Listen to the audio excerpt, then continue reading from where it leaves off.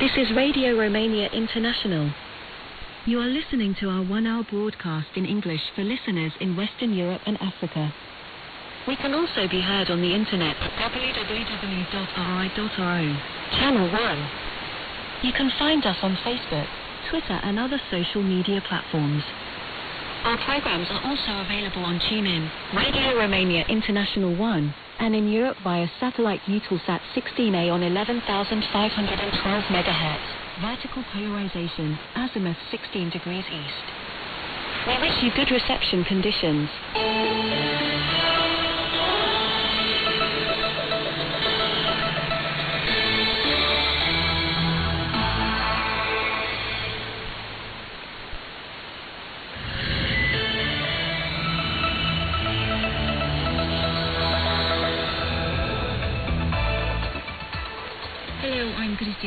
With the news.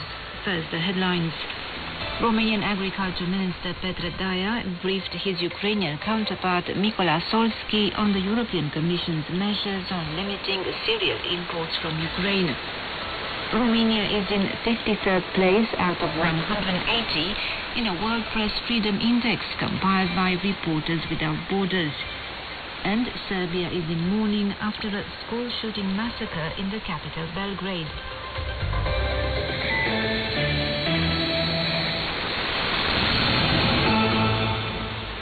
Romanian Agriculture Minister Petre Daia on Wednesday briefed his visiting Ukrainian counterpart Mykola Solski on a European Commission decision from the 2nd of May to introduce exceptional and temporary preventive measures on imports of a limited number of products from Ukraine.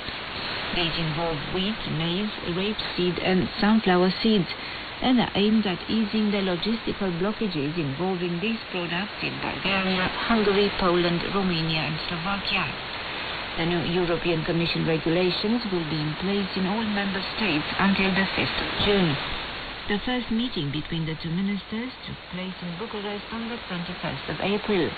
They agreed to hold weekly talks on the amount of products leaving Ukraine for transit to provide Romania with complete and accurate data.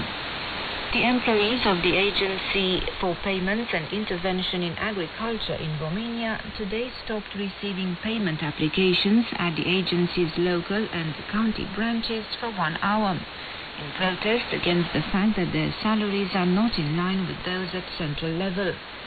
Protesters say the agency is one of the highest performing public institutions managing European funds, but the only one whose salaries are not aligned at central level. Since it was first set up, the agency has attracted over 2 billion euros per year for Romanian farmers. Unless salaries are standardized, they threaten to suspend their activity for an indefinite period. The lack of transparency in the funding of the media, especially from public funds, and the difficulties on the market undermine the feasibility of information and trust in the media, shows a Reporters Without Borders assessment of Romania, while noting that the Romanian media landscape is diverse and pluralistic and provides fertile ground for strong public interest investigations. Romania is ranked 53rd out of 180 in a World Press Freedom Index compiled by Reporters Without Borders. Serbia declared a 3-day mourning in memory of the victims of the massacre committed yesterday at a school in Belgrade, where a 14-year-old schoolboy shot dead 8 children and the school's security guard and wounded 6 other classmates and the teacher. He is believed to have stolen the gun from his father, who admitted he had trained him at a shooting range. The minor's father was arrested. The incident caused immense shock in Serbia, where despite the large number of weapons owned by the population, gun incidents are rare. In the wake of the massacre, President Aleksandar Vučić announced a number of measures, including lowering the age of criminal responsibility from 14 to 12 and tougher arms and ammunition regulations.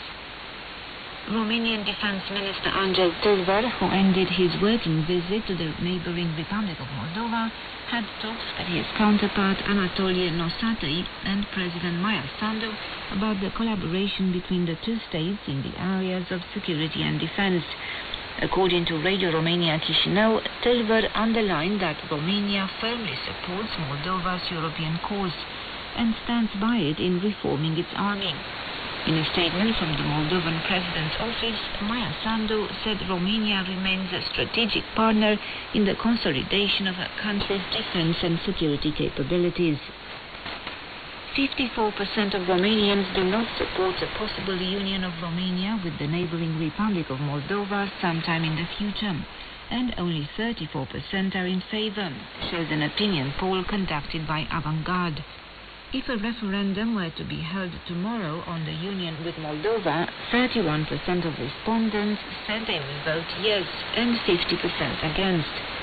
31% said they did not believe Moldova should be urgently accepted into NATO, 41% believe it should, and 30% are opposed altogether. In the event of a Russian military invasion of Moldova, 56% of respondents said they are opposed to Romania sending troops, and only 29% are in favor of an intervention.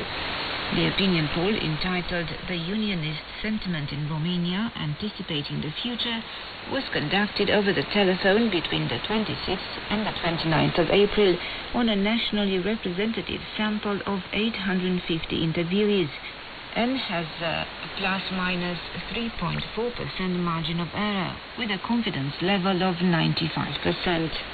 And now a look at the weather. Temperatures have dropped across the country, especially in the south and east.